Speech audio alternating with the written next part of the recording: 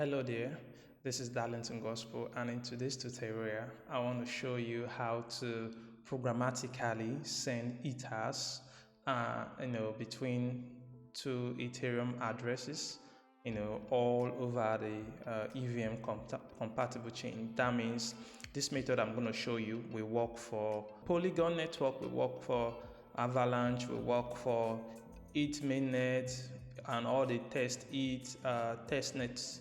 It will work for Mumbai, it will work for every single testnet that is out there. Okay, so I want to show you how to do it. I'm also not just going to show you how to send ethers across EVM compatible chains programmatically without the use of Metamask, but I'm also going to show you how you can check the balance of any wallet address all around the EVM compatible chain. So if you're really stoked for this tutorial, this is very short. Make sure you smash that like and subscribe button, and then let's get started. To get started with this tutorial, the first thing you need to do is to grab my starter kit. The reason why you need to grab this starter kit because it contains all the necessary settings that you'll be needing to successfully write this application with me. So you copy this starter kit. It's Tailwind, Ethers, React. It's a hard hat, customized project, so it's going to really work for you. So once you do that, of course, with NodeJs installed on your machine and with Git bash also installed on your machine, all you just need to do is go to your working directory that you've chosen, and on your terminal you just run what? Git clone, and then you paste that location. Then you can give it a name, call it whatever you want to call it. Let's say testing, and then you click the enter key. It's going to clone this project for you. Once it is cloned, then you need to navigate to that particular project directory. To navigate to that project directory, you just do cd that testing, which is where you actually stored all the GitHub downloads. And once you're in there, you do a yarn or npm install to install all the dependencies that are associated with this particular starter kit. And once you're there, you are in the same space with me. So the next thing after this is for you to get the endpoint URL and your deployer key, and I'm going to show you how you can get that. Come to Infuria. If you haven't registered, you need to register for Infuria, and then you create a new key. We're going to call this a Web3 API, and you call it, for example, test RPC. Okay, let's create this, and it's created. Okay, you can see my API key right here, but this is not what I'm looking for. They have access to many chains and layer 1 and layer 2 solutions. So, but what we're looking for is the Ethereum chain, but we're looking for the SAP link. So in this link, you copy this RPC URL, come to your code, and actually put that as your endpoint there. Okay, so the next thing after this is to come to your network. We're using Sapolia test network for this example because as of now, the Goli test network is undergoing some Etherscan changes. All right, so I come here and I choose, what's it called? I choose this particular account, come to here, come to this place, say account details. Then you need to you're not copying this account, you're copying the private keys. Then you have to enter your private key, confirm, and actually copy that private key, which you can then use and paste in here.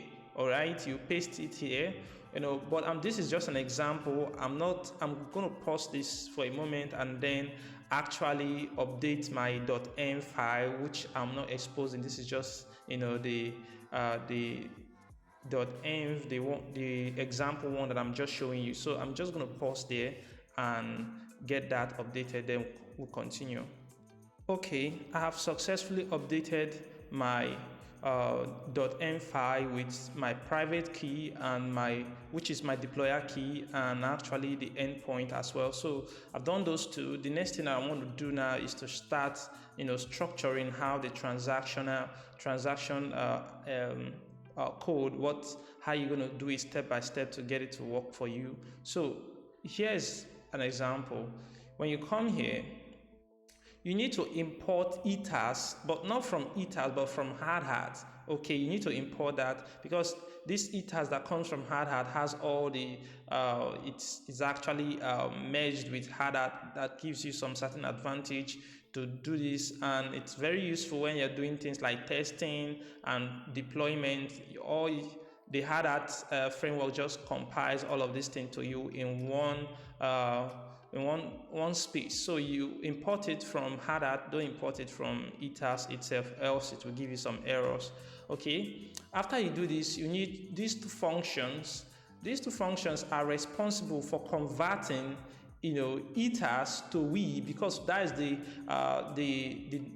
one of the native denomination of the Ethereum currency that enables you to carry out transactions. Every transactions that you carry out on the Ethereum space is actually being represented in we. So this function converts a number which could be a decimal to what its equivalent in we. Meanwhile, this actually reverts it. Okay, so that is what these two functions does. We need them. So we need the first function. We'll call this this function. This function is called send ethers. What it happens is it takes two parameters, the recipient address and then the amount you want to send in we. Okay, and this is a promise that is wrapped around it. And the private key, we're not going to use this one. This one is my test. That is my local network. It's not going to work. It's not useful out there. So for me to do that, I'm just going to copy this code. We're using .env. So let me copy this. I'm also going to import this .env here. And I'm going to say for the private key, I'm going to say process .env.deployer _ key. All right, so this will give me access to the deployer key that is stored in the environment variable. Like we can see from this example here, you see this deployer key. Okay, so that's what we are getting. All right, so and now this RPC, this was my local network's RPC, so I'm going to change it. This is the provider. This provider enables you to communicate with the blockchain. All right, so I'm not going to use this one, of course. I'm going to use my own. Okay, so I call it. I'm going to use the one I got from Infuria. So I say RPC URL, and I'll just copy this, okay, and replace. Replace it here.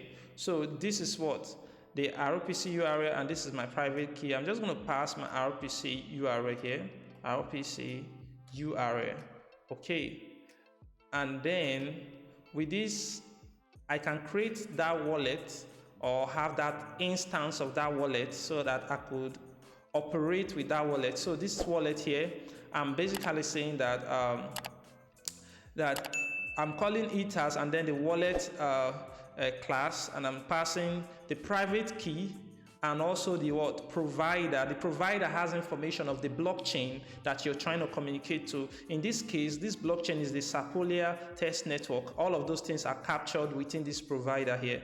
And then I'm setting the gas price to whatever the provider set as the gas price. That is this line here. I'm also the nouns, which actually gives you information about the total number of transactions that has happened on this particular wallet. So with this now, I set up a transaction object. The transaction object is going to have a tool, which is the recipient where I want to send this money to, and then the value in we, which is this amount that I'm trying to send to this this particular address. The gas price is just going to be this gas price. The gas limit is going to be this is how it is. This is the gas limit, and this is how you represent it using this hexlifier. So it basically convert it to hex equivalent, okay, of this number here, and then a nonce, which is what the nonce, which is what we get here. And also it's made available by this provider because the blockchain has information about the total number of transactions that have taken place in a particular network. So for you to get the address that you can send, that want to get the announced or the count of transactions that have happened, is this particular wallet that we put under the hood here. All right. So with that, you now call this using our await, because this is an asynchronous function and everything is async. I need to make it asynchronous because the blockchain is really slow, and you don't want to be put on a silent. So you need to really know what is going on. So I call this wallet address, and then there is a .send transaction method, which what you are passing here is this transaction object. So when you pass it, this is the information where this money is going to, the amount of money, the gas price, all of those things are captured within this place. And then we're waiting for it because it's a promise and it's going to return a result. Once it returns, it's returning a hash. And we are resolving this promise based on this hash. But if it fails, we are rejecting this promise based on this hash as well. So that is what this function, stands for. That is what the function performs. So with that done, we need another thing here. We need to create another function, and this function this time is responsible for getting the balance of any account. Okay, so I'm going to bring this here. All right, so paste it here. Now here we go again. For us to actually unify this, I'm going to bring out this particular these two set of information. I'm going to take them out of here. I'm gonna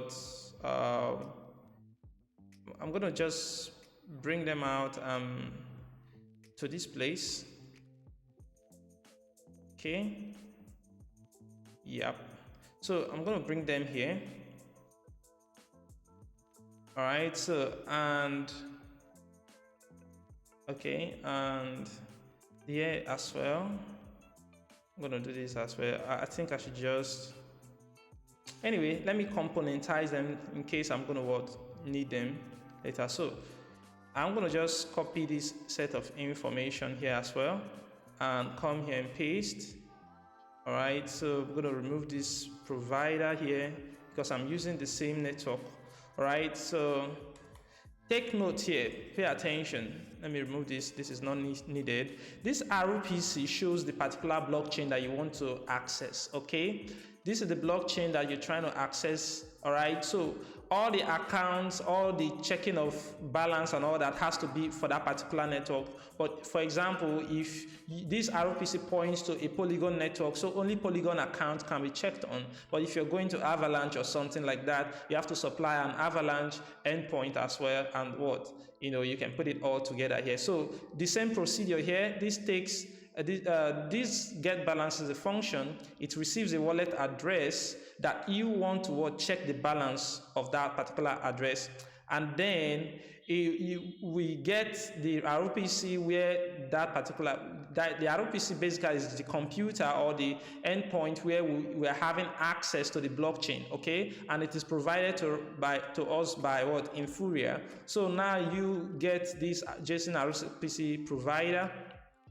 And you call this provider.getBalance method. The provider object has a .getBalance function, which you can then pass in the wallet address that you want to get. And at the end of the day, it returns a promise, and we resolve this promise based on this wallet address. And if there is any error, we reject it. So that is how this particular function is created again. So now we've created all the essential functions that we're going to be needing. Now the next thing I want to create is the main function. All right, so let's create the main function. So in this main function here, the first thing we've cleaned it up. First thing I want to do is to define who the sender is going to be, who the receiver is going to be. Okay, we already know who the sender is, but let's just say the receiver. but this is actually the sender's address and this is the receiver. I will do my best right now to just show you how this function runs. I'm just going to show you something really short here. Okay, so I'm going to check the balance of these two people. All right, so I'm going to say console.log. What am I doing? I want to do await get balance, the balance of who? The receiver. Let's do the receiver first, and then actually want to convert this to what? We, to ether from we. All right, so I'm going to run this piece of code. All right, node transaction.jsx. You see that this person has 0 ethers in their wallet. Meanwhile, let's check out this sender. Let's see how much is in his wallet. So we'll do this, clean it up, and run that. You see that we have about 2 ethers in its wallet. Okay, so fantastic. So we have 2 ethers in the sender's address, which is this one here. But we're not going to be using this. This is going to be the receiver, which we are actually trying to get some money from. But I'm going to use a different method now. So let's proceed. Okay, let's proceed. I'm going to bring them back. Basically, I'm going to need them anyway. So now I will be displaying the balances of these two people as I go about performing this transaction. For the sender, I think let's use this method instead. We can do private key because we know that this is the private key that we are actually calling from. So I'm going to copy up to this place and bring it here. We'll call this one the sender. All right, so I'm going to remove this provider here. We don't need that. We don't need this RPC, private key and provider. So I think we need the provider. Okay. All right, we need the provider, we need the RPC, we need all that. Okay, to be able to get this wallet is going to become the sender. But this is quite repetitive in this code. So I'm just going to cut it and move it to the top part of this code. Okay, let it be here right now. So, and with that, I probably don't need, I'm going to call this wallet so that I don't need from here to here anymore. I don't need that. And I don't need here to here because all of those information have been provided above. So now I could check the balance of this person and say console.log just to make sure that it's all good, and say await get balance of the sender, which is this wallet dot address. This is where the money is originating from. So let's check it out.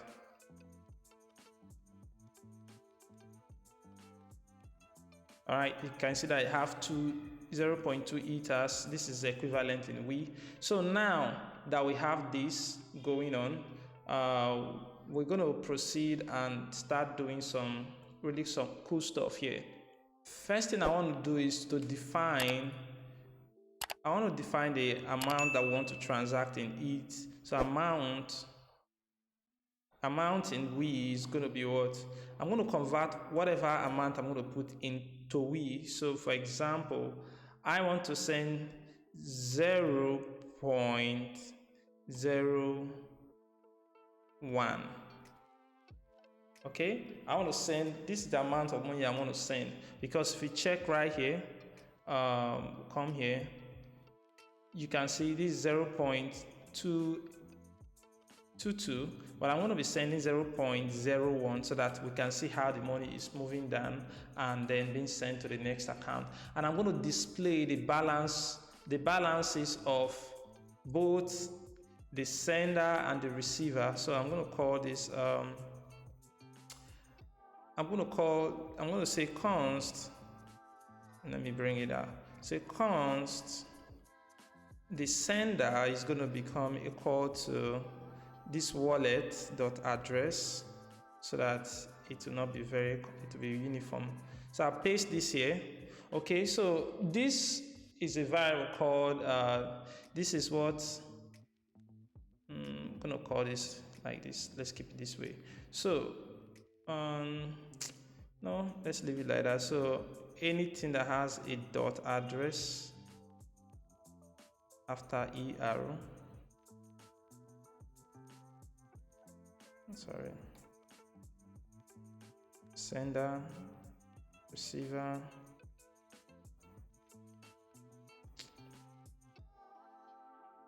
okay. So I want to change all this. We're not going to be needing dot address to read. So basically I'm logging out a new line, and I'm getting the balance of the sender, where the money is coming from, and what displaying that, and also what getting the balance of the receiver, and what this balance of the receiver, and actually what logging it out as well. And after that, we want to perform the transaction. Okay, and performing the transaction, this is what happens. We are what sending the money to this receiver, and this is the amount that we're actually sending right here. Okay, and once it returns the promise, of course, once it is returned, we want to log out the hash details to the console and a new line, of course. So now after that is done, I want to log out the balances of the sender and receiver after after the transaction has been confirmed. So I'm going to paste this here now. We'll call this, instead of before, we'll say after transfer, so that you can see how money moved from the account of the sender and went to the account of the receiver. Okay, so at this point, let me run this script. All right, so hopefully, all right, so this is the balance of the sender before and the balance of the receiver before transferring, and you can see the transaction has been success. We can see the transaction details here, and you can see the hash of this particular transaction, and it was successful. And when we check the balance of this person afterward, let's look at this.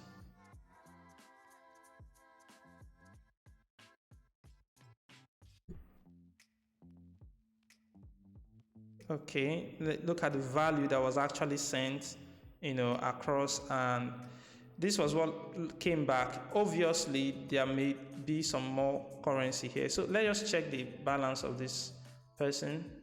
So look at their balance went down. It went down by, you see this value here. So it's kind of really significant. So let's look at it again. So let's copy the hash. This is the hash. And let's come to this network, this Sapoli network, and paste it here. All right. And let's confirm. You can see that hash was, a real hash, and this was the amount of money that was actually sent in this transaction. And the receiver is actually this account that ends with C5D5. When you click on this and you come to this second account, you can see this amount of money. This is it. It's been transferred to this particular user too, or account too. So I'm going to perform another transaction here. You can see I don't need Metamask for this. Everything just works under the hood. So I'm going to clean this up. I'm going to bump the amount of money. Let's say I want to send about 0.03 ethers, to that same account. And let me save this, and let's run this script again, and let's watch how this goes. You can see the balance of the sender, before, and the balance of the receiver before. And then after the transaction, is successful, you can see the hash has been produced, and this is the balance of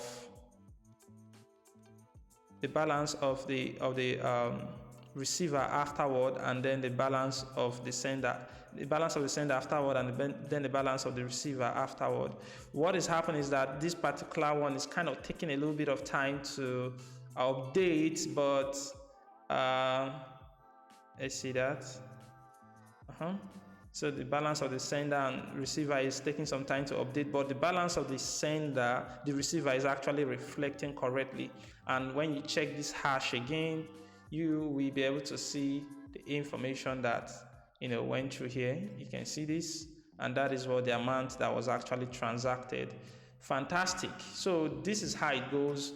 You can see the balance of this particular C in the network is already written there. So this is how you actually perform a programmatic transaction of ethers on with Node.js, with JavaScript. You don't need any form of Metamask. So without Metamask, this is how you do it. And you can see the balances are all being settled with ethers as well. I mean with Metamask. If you want to use Metamask to check it out, you can see the balance is also being updated properly here. You can see the amount that are being received, they are being recorded properly here as well. Let's see here. Okay, the one we're not seeing the one that has been sent, but basically this is how it works. And I hope you derived a ton of value from this tutorial. And if you do, make sure you hit and smash that like and subscribe button. So this is the written version of this tutorial, although this one here is specifically for a local host connection, but the one I've shown in this video here is actually for a network that is outside of your local connection, so you can compare and contrast these two. Please, I have a book here that you can actually check out. You might like it, buy it, study it, and get yourself better in smart contract development, Web3 development, and so on. And if you want my services, I have a ton of services here: hourly consultants, hourly classes, development services. You can check them all out. And that is what I got for this particular tutorial today. I'm going to hit you and see you in the next class. Bye bye.